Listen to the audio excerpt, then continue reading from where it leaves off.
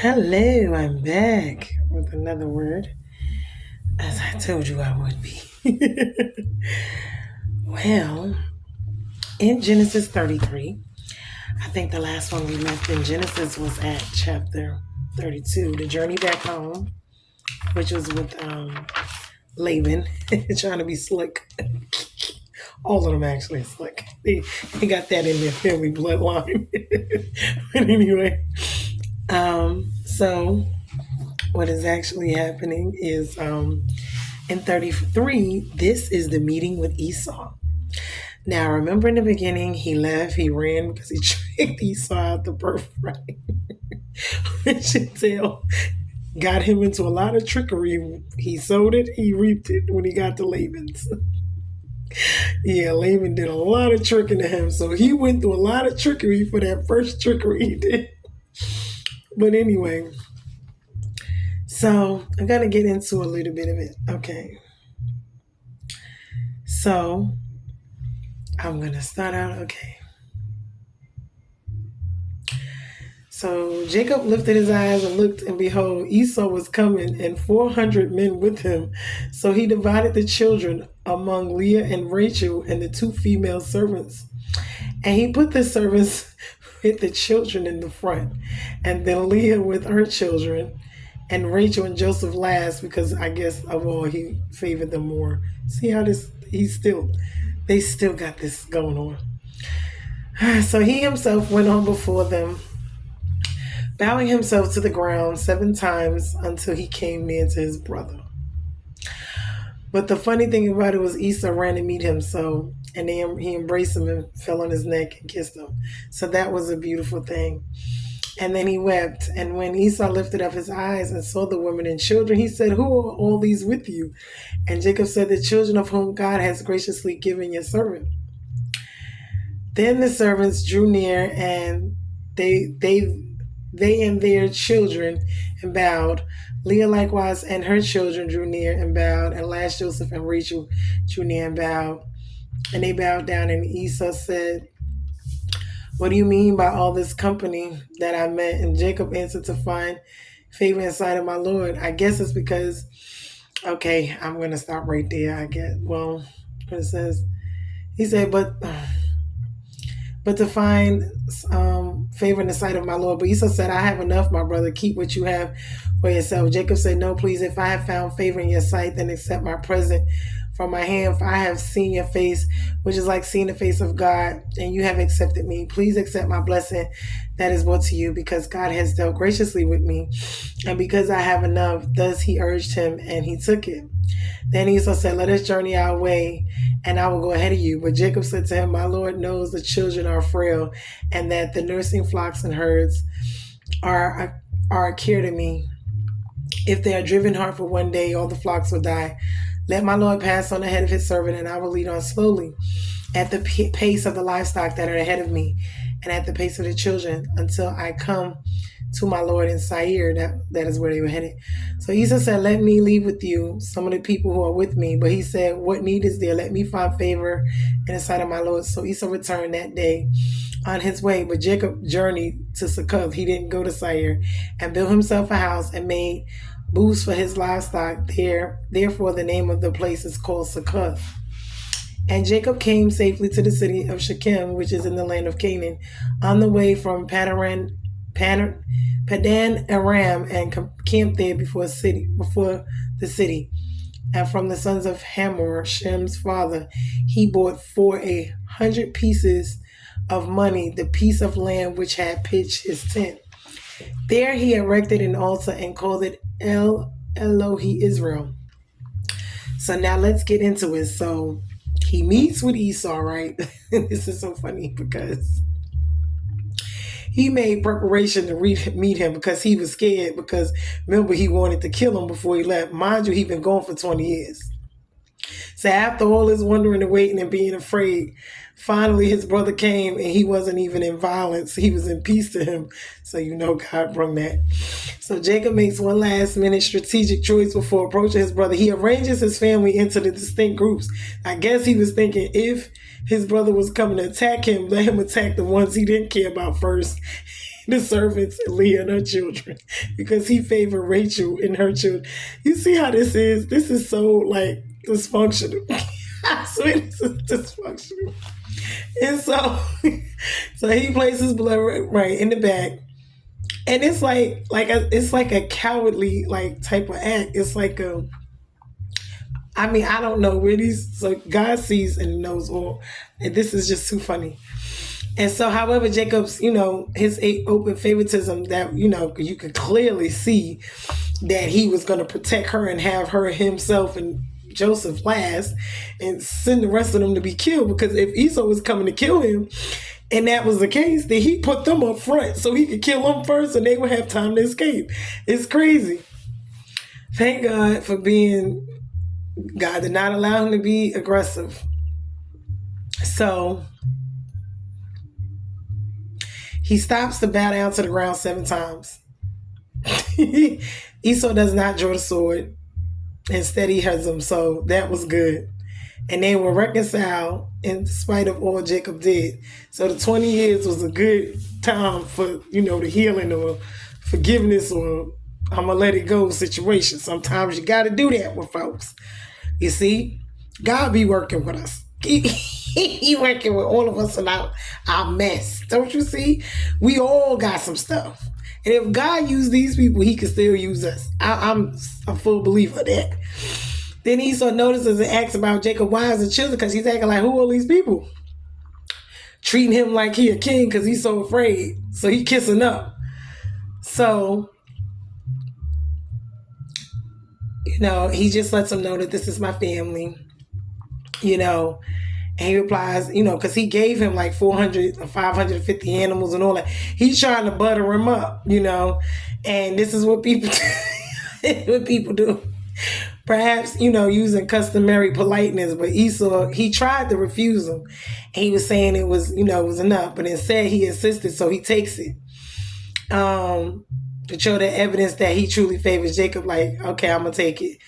But Jacob declares that Esau's acceptance of him warrants the gift, meaning, yes, seeing Esau's face, like he ain't trying to kill me. You know what I'm saying? I know I did. So I know I did him dirty, but, So Esau finally agrees to accept the gifts. He told him to travel with him back to this home in Seir. But remember, it was already foretold that they would not be together. God had already, way back, he said one will serve the other and they will both be, and they will be separate from each other. So they were never going to be. And this goes to show us, even with our lives, that some people are assigned to us and some people are not. And that means they'll be in our life for a season, but not for an eternity or infinity. They're just going to be there for a little bit of time. So when it's time for him to go, and, he just politely says some other stuff to get out of it because he don't want to necessarily tell him no, because he knows that his promise, his everything is not necessarily being with his brother. That was one of the people that God had moved him from. And it just goes to show you, because remember, it said God hated Esau. And remember, it was the Edomites. That's where the Edomites came from. And they have a long history with Israel, a long history. Jacob is Israel. We're trying to kill them. And these are siblings. So it's the sibling rivalry still to this day. And this is what is going on. And it's so sad because, even still, to this day, everything in this Bible is still true because they're still over there fighting to this day over the same piece of land. But anyway, so I'm going to give you my little piece on it. Okay.